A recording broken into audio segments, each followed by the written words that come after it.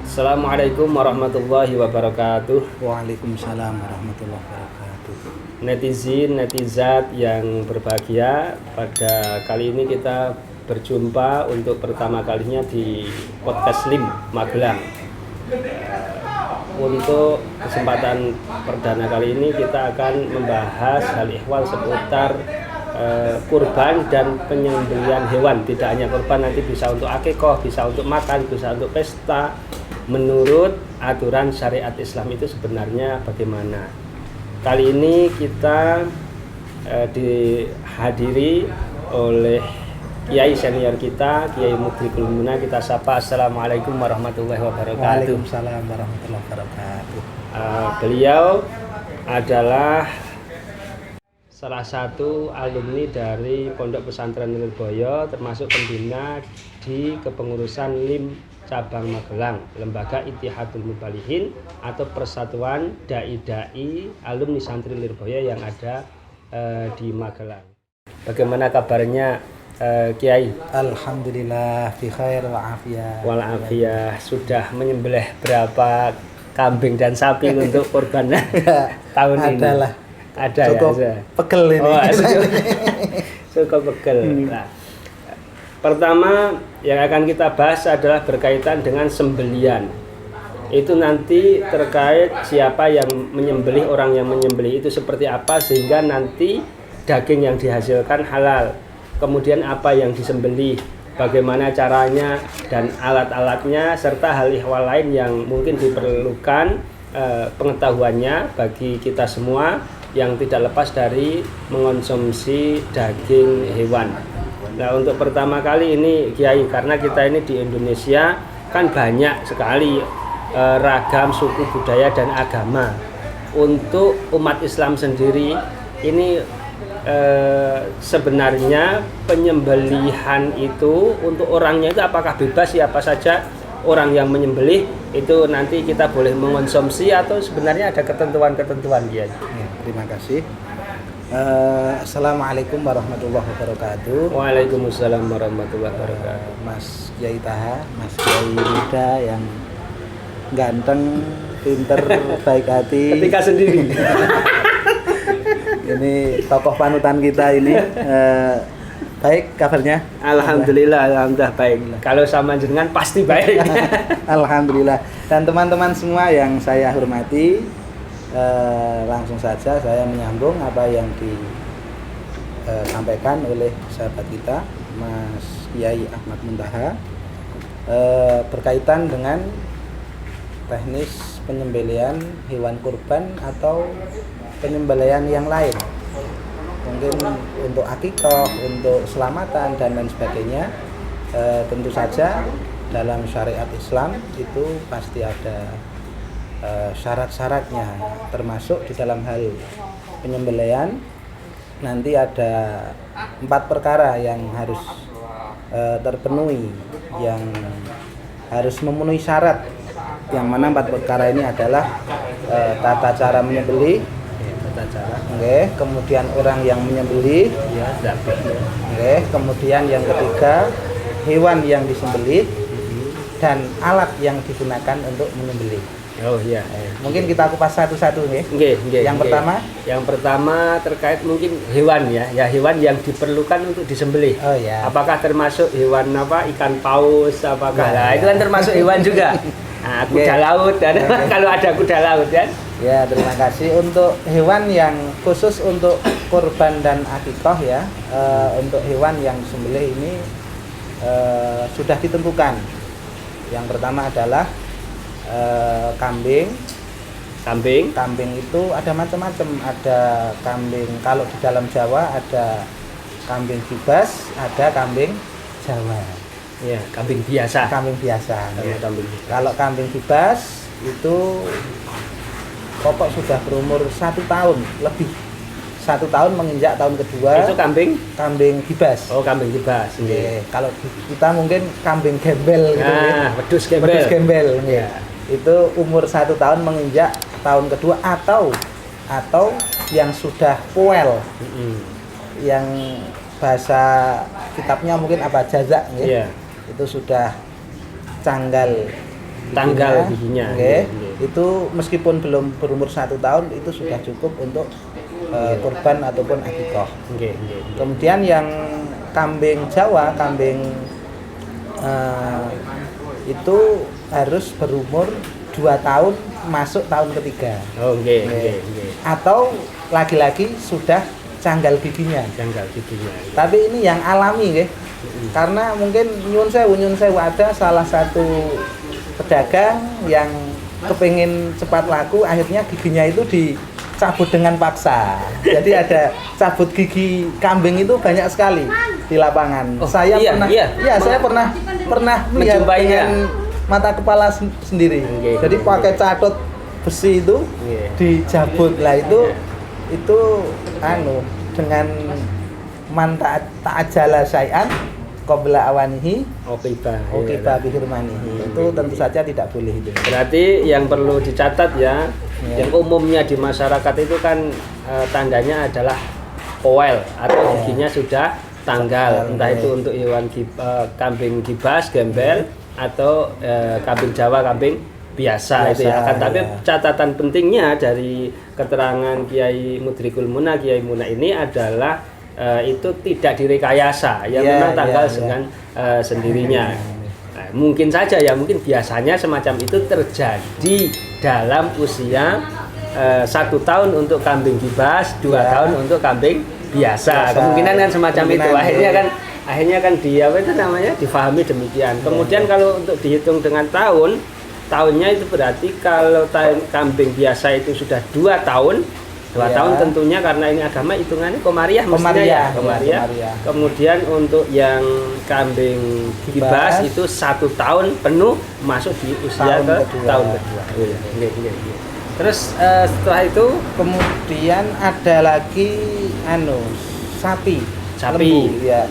Sapi itu kalau tadi kambing itu ketika untuk kurban berarti 1 untuk orang 1. 1 kambing untuk 1 orang. Kemudian ketika akikah itu beda lagi. Nanti ketika anak yang lahir itu laki-laki berarti membutuhkan 2 kambing. Dan ketika yang lahir perempuan ini nanti 1 kambing cukup. Kemudian tadi sapi itu juga bisa untuk kurban ataupun akikah. Bisa. Akikah juga bisa dengan kurban. Ini belum populer di masyarakat mungkin Magelang dan sekitarnya ya. Akikah pakai sapi, kan keren itu. Akikah pakai sapi, nah ini kan keren. Kapan-kapan Kiai Muna umpamanya ada akikah, coba pakai sapi saya datang. Malah ada yang mungkin jarang sekali ya yang memakai, masih sedikit. Jadi 1 sapi itu kan bisa untuk rombongan 7 orang. Baik itu kurban ataupun akikah. Jadi 1 sapi itu bisa berkorban untuk berkorban 7 orang atau akikah 7 orang. Atau bahkan 1 sapi itu untuk kurban dan akikah. Bisa secara fikih bisa. Misalnya 4 untuk kurban, yang 3 untuk akikah, itu bisa. Itu jadi intinya begini, kalau yang sapi itu 7 orang, entah dia tujuannya itu kurban semua atau sebagian kurban, sebagian niatnya adalah untuk akikah putra-putranya atau mungkin dirinya gitu ya. Betul. Ini bisa. Ini perlu kita catatan penting pula. 1, akikah itu ternyata tidak melulu harus pakai kambing, bisa dengan sapi. 1 orang boleh ya. 1 orang boleh. 1 anak kemudian pakai sapi boleh. Tapi kalau itu kok mungkin dirasa terlalu berat, bisa nanti urunan 7 orang untuk beli sapi, kemudian diniati akikah semua, diniati kurban semua sebagaimana umumnya, atau diniati sebagian akikah, sebagian korban bisa. Wah, pengetahuan yang baru bagi saya ini, semoga juga bermanfaat bagi netizen utamanya muslimin muslimat di Magelang dan sekitarnya. Kemudian yang berikutnya Kiai, itu berkaitan dengan sebenarnya kan masih ada sebentar. Kambing, sapi. Itu ada unta. Kalau di sini gimana ini? Ya kita nanti ditangkap polisi. Nggak boleh ya. Kita harus ke kebun binatang dulu ini kalau mau kurban unta. Mau kurban mau akikah pakai unta kan bisa nggak? Unta bisa, itu juga untuk tusuran, tapi syaratnya minimal usia 5 tahun ya kalau enggak ya.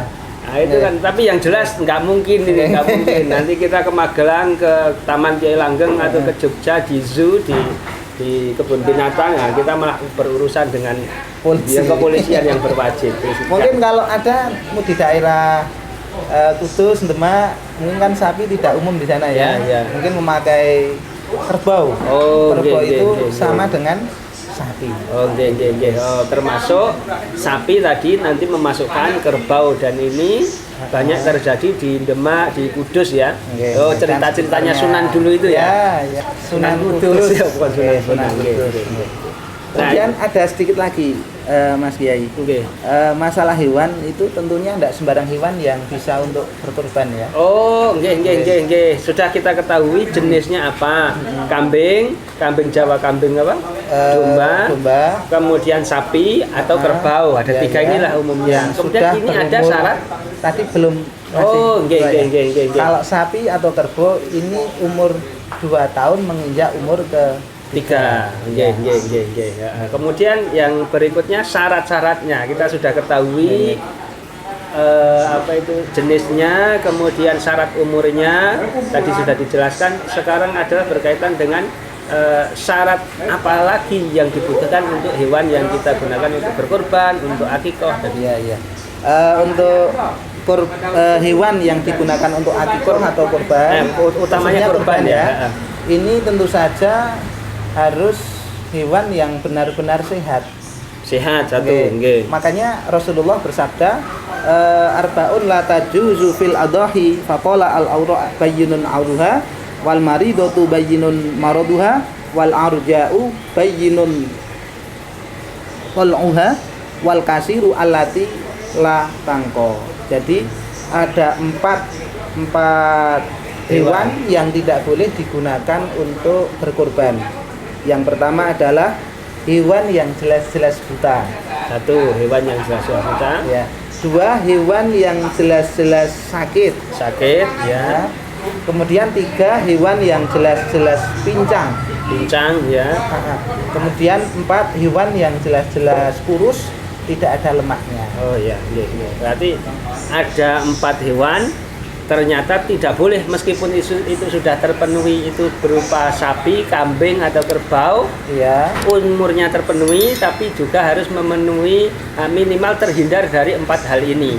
Tidak buta jelas-jelas buta, tidak pincang jelas-jelas pincang, tidak sakit jelas-jelas sakit, kemudian tidak kurus sehingga tidak ada lemaknya. Itu langsung dari baginda Kanjeng Nabi Agung Muhammad Shallallahu Alaihi Wasallam. Jadi prinsipnya korban ini kan untuk berbagi kenikmatan, untuk mendekatkan diri kepada Allah. Makanya memang seharusnya selayaknya kita mencari hewan yang memang benar-benar berkualitas, terbaik. Nanti ketika syarat-syarat ini kok tidak terpenuhi, ini meskipun sudah disembelih, nanti itu tidak menjadi korban lagi. Kalau umpamanya begini, Kiai, kambingnya ini gemuk, kan? Untuk masyarakat kan lebih senang, lebih banyak. Tapi ternyata buta atau jelas-jelas pincang, itu gimana ya? Itu meskipun gemuk, tapi kok jelas-jelas pincang atau buta, ini nanti sudah menjadi cacat yang tidak mengesahkan hewan itu menjadi korban. Jadi ketika disembelih ya tetap sah, tapi nanti pahalanya menjadi pahala sedekah.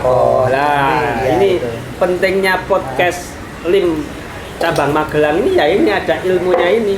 Tidak sembarangan, pokoknya hewan gemuk kemudian masyarakat seneng, yang dibagi bisa lebih rata, lebih banyak. Ternyata itu kalau yang dimaksud adalah kurban ternyata tidak sah kan, gitu ya, tidak mencukupi. Kemudian nanti ya sedekahnya saja yang mencukupi dia disedekahkan. Kalau sedekah tentu tidak ada syarat-syarat semacam itu. Kemudian berikutnya berkaitan dengan adzabih atau orang yang menyembelihnya. Apakah harus kiai? Apakah masyarakat yang biasa itu juga tidak boleh kemudian ikut menyembelih? atau apakah karena kita itu umum ya di Indonesia kadang ada non muslim itu yang juga tukang jagal. Ini apakah boleh untuk sembelihan bagi menyembelih hewan-hewan kurban kita atau semisalnya hewan akikah kemudian kita makan. Ya. Terima kasih. Untuk yang kedua tadi syaratnya harus ada az-zabih atau orang yang menyembelih. Di sini juga terdapat syarat supaya nanti hewan yang disembelih ini memang benar-benar halal. Yaitu yang utama nanti si jagal atau si penyembelih ini harus seseorang yang beragama Islam. Islam atau ahlu kitab itu nanti masih diperbolehkan. Tapi ahlu kitab ini untuk masa-masa sekarang masih ada atau tidak, ini pertanyaan mungkin sulit ya. Bisa nambahi Mas. Nanti kita bahas di podcast selanjutnya. Oh iya. Kita di Indonesia kan gitu kan ya. Kita undang pakarnya, nanti ada kiai-kiai di LIM itu banyak yang dari Gus Hakim Karjo, kemudian Gus Ulin, nanti ada Gus Masruhan dari Wareng, banyak lah. Nanti kita akan ketemu. Berarti pada prinsipnya si penyembelih jagal ini harus muslim. Ini tidak harus kiai, tidak harus haji, semua boleh menyembelih, bahkan perempuan itu boleh menyembelih. Loh, perempuan boleh menyembelih. Bukan ya. menyembelih anunya ya. Oh ya, ini boleh menyembelih boleh ya. Tapi pokok tadi tentunya ya tahu tata caranya, tahu yang terpenting syaratnya menyembelih itu apa, itu tahu, kurang Islam itu sudah cukup. Berarti kalau secara praktisnya itu untuk syarat orang yang menyembelih pertama adalah orang yang Islam. Yang jelas-jelas syahadat asyhadu alla ilaha illallah wa asyhadu anna muhammadar rasulullah. Entah dia itu kiai, entah dia ustadz, bahkan entah itu dia itu perempuan, ternyata boleh. Kalau sekarang berarti ada, minta maaf kan, ada yang laki-laki ya agak enggak, perempuan ya agak laki-laki, kan sulit kita menamai. Itu juga bisa ya itu ya. Nah, itu kira boleh ya, boleh. Kemudian untuk ahli kitab lah, ini perlu pembahasan lebih lanjut. Tidak kita bahas di sini.